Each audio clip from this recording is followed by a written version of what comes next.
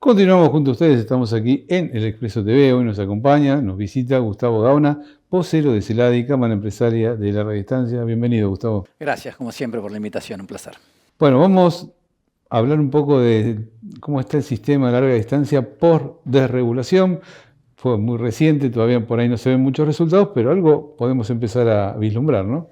Sí, efectivamente, ha pasado el primer verano desde la desregulación. Recordemos que hasta octubre oficialmente, pero diciembre propiamente dicho, se comenzó este nuevo sistema de desregulación que básicamente plantea que compañías que no estaban, que no conformaban el servicio regular de larga distancia pueden anotarse en este registro y empezar a prestar un servicio de pasajeros sin limitación de origen, de destino, de frecuencias, totalmente librado a la propia demanda y oferta del mercado. Y bueno, uno tenía sus inquietudes, qué iba a pasar con las empresas tradicionales, con el funcionamiento del sistema. Recordemos que los ómnibus conectan más de 1.600 destinos en la Argentina.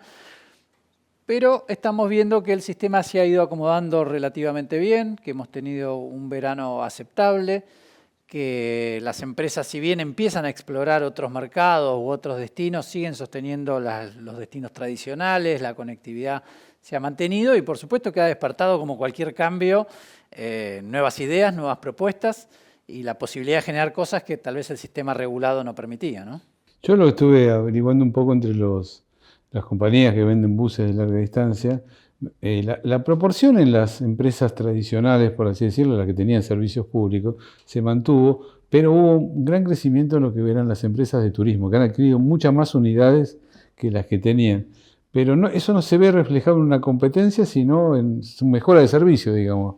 Sí, el turismo, digamos, en los últimos años el servicio regular de larga distancia estaba, y nosotros en eso éramos muy críticos, hiper extra regulado, digamos, y de hecho con algunas normativas que le impedían mantener una tasa de crecimiento. De hecho, tuvimos una caída, un decrecimiento en la cantidad de Sí. pasajeros. Mientras tanto, el turismo con otras libertades fue desarrollándose, fue haciendo el camino inverso, ¿no? Ha ido creciendo en los últimos años hasta por momentos superar nuestro parque móvil Sí, sí. con holgura, Y ¿no? bueno, Algo migración de pasajeros. exactamente. Entonces, en ese sentido, entendemos que esta apertura de desregulación permitiría que el ómnibus tenga el servicio que era históricamente el regular, digamos, que tenga la posibilidad de adaptarse más, principalmente a lo que necesitan los usuarios. Y eso habilita la utilización de otros parques móviles, eso habilita, y lo charlábamos antes de comenzar esta nota, que se empezó a dar este verano, que por primera vez haya empresas que estén habilitando los servicios para llevar mascotas en los ómnibus, una demanda enorme de los pasajeros a destinos como la costa atlántica, se vio en el verano, funcionó bien, cada vez se piden más destinos, cada vez más empresas empiezan a ver que esa es una opción y en definitiva, bueno, ser creativo mirando qué es lo que va cambiando en las necesidades del usuario y ver cómo las empresas tradicionales nos adaptamos, ¿no? Correcto. ¿Y la temporada cómo fue?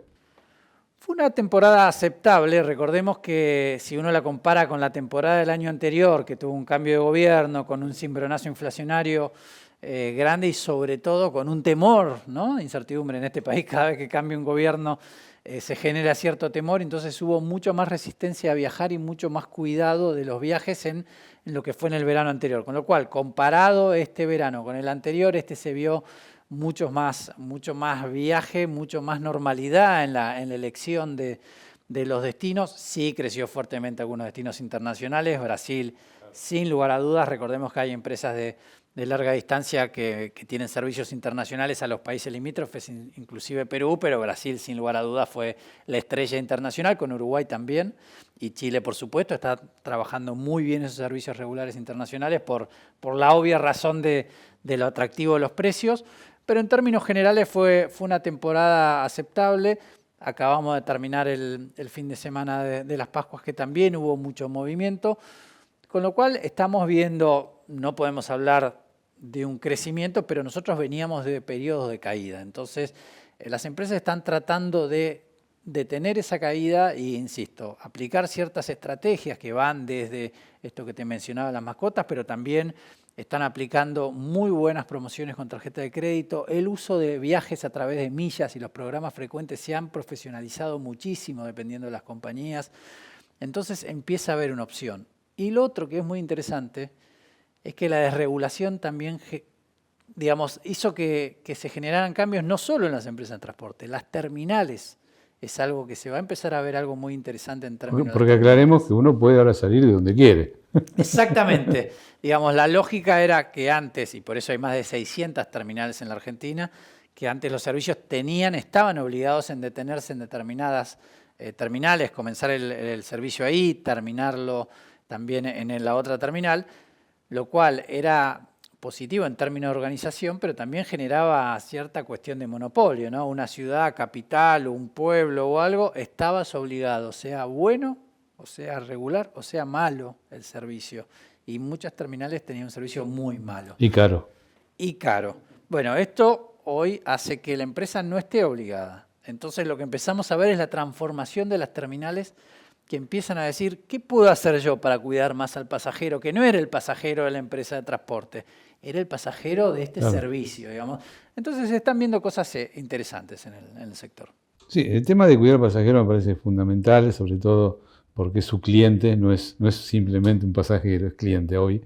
Y básicamente lo que yo esperaba, si soy muy sincero, es que algunos destinos dejen de ser atendidos por antieconómicos, ¿no? O sea, imaginaba un destino de paso, no, pero un destino, llego a una ciudad importante y después tengo que ir a la ciudad más chiquita, ese por ahí no lo hago porque es antieconómico, pero no se ve.